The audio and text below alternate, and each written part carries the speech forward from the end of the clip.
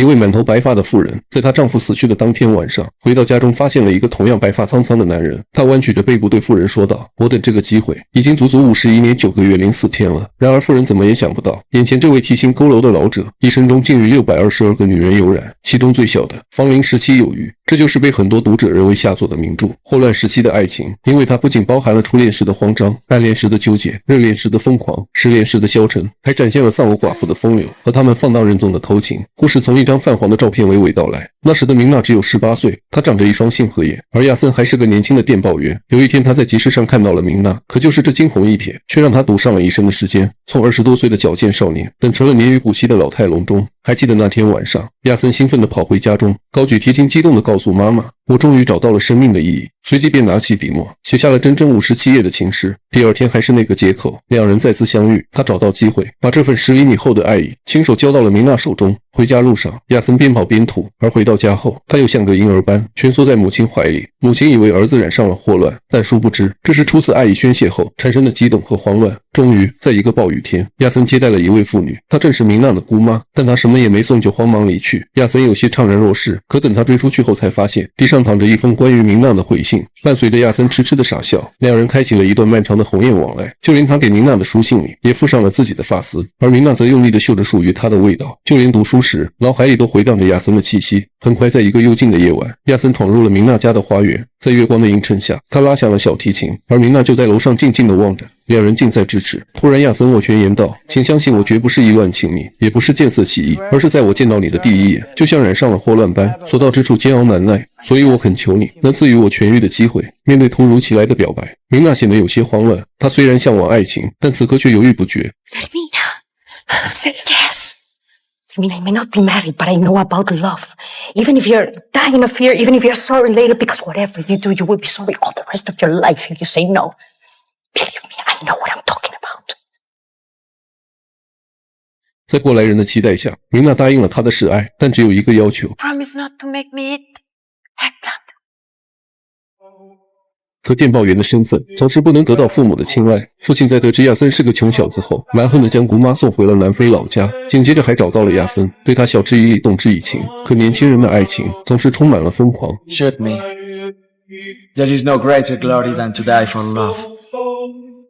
回到家后，父亲大吼着要把女儿也送回老家。虽然明娜极力反抗，但父亲的提鞭已经证明了他的决心。无奈之下，他只能剪下一撮长发，让佣人转交给爱人。然而就在马车即将离开时，亚森却得知此事。他不顾一切拼命地追赶爱人，甚至还跳到了马车之上。可还没等开口，就被父亲狠狠地扔出了车门。空荡荡的路上，马车扬起的灰尘遮蔽了他们相爱的双眼，但这份爱却尚未熄灭。当明娜穿越雨林，跨过江流，抵达老家后，爱人的电报已经后嫁多时。而另一边，亚森在昏暗嘈杂的妓楼里对明娜疯狂思念，设身处地的要为她留下童真。时光荏苒，岁月如梭，待我扫去庭院满地野，度日如年的我，终究还是等到了你的归来。 Come on!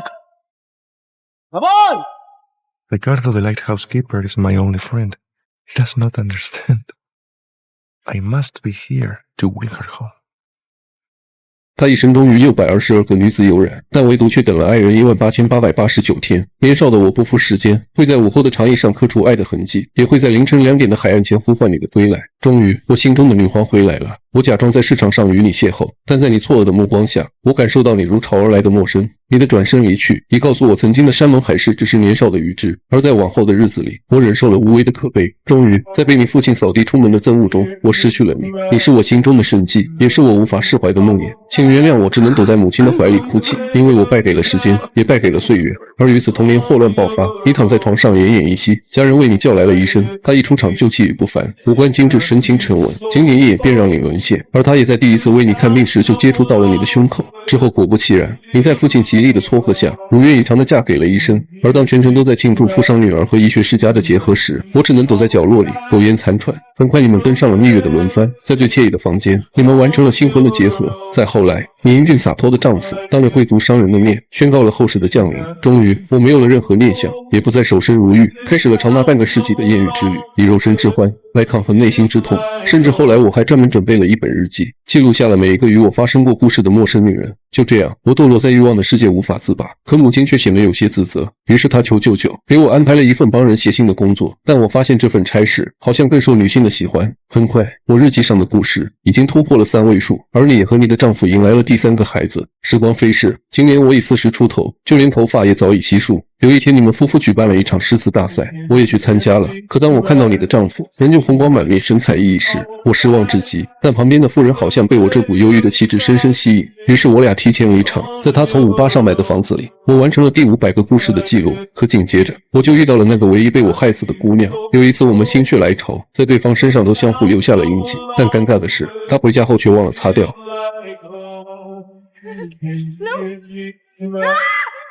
为此我难过了很长一段时间，而这段时间，唯一爱我的母亲却突然去世。我想这应该是上天赐予我的报应吧。而另一边，你和丈夫依旧情意浓浓，他会做你爱吃的茄子，也会讲你爱听的笑话。但就是这么完美的丈夫，导演却还是给他安排了一次出轨。在某天的清晨，你收拾衣物时，却无意间嗅到了他衬衫上有一股陌生女人的香味。于是你等到傍晚后，终于忍不住对他发起了质问。 Her smell is in my nostrils. I have the right to know who she is.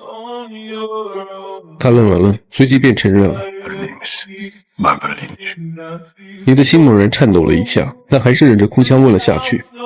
I thought at least you'd be a man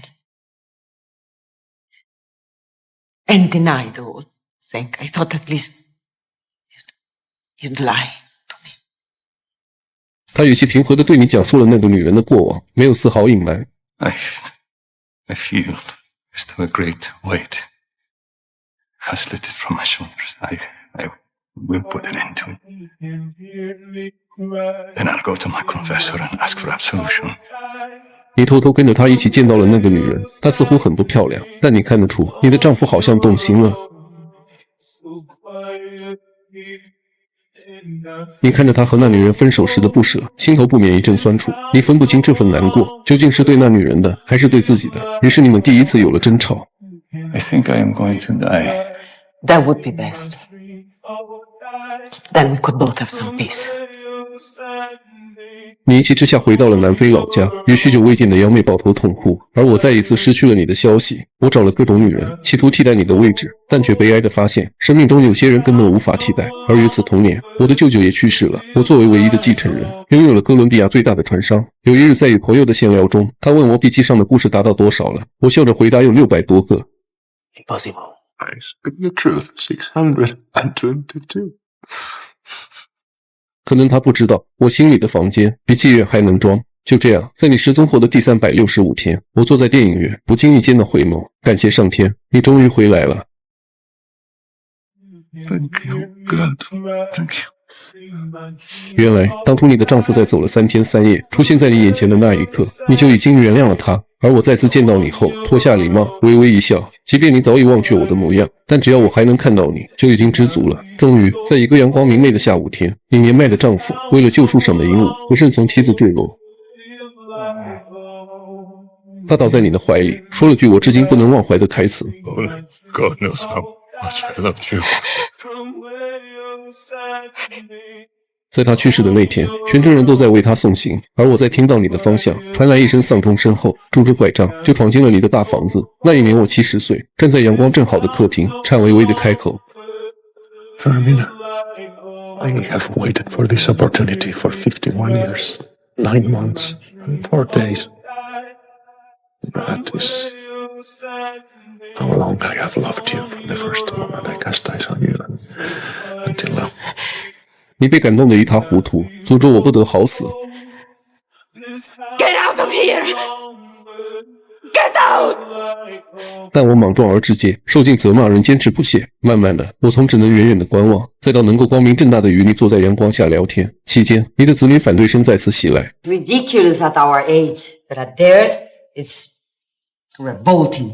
但这一次，你直面了内心。 The only thing that hurts me is that I don't have enough strength to give you the beating that you deserve for being so insolent and evil-minded. It's love.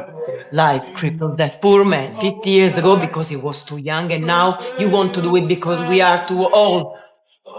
而我也更是对我的第622位朋友说道。I'm going to get married.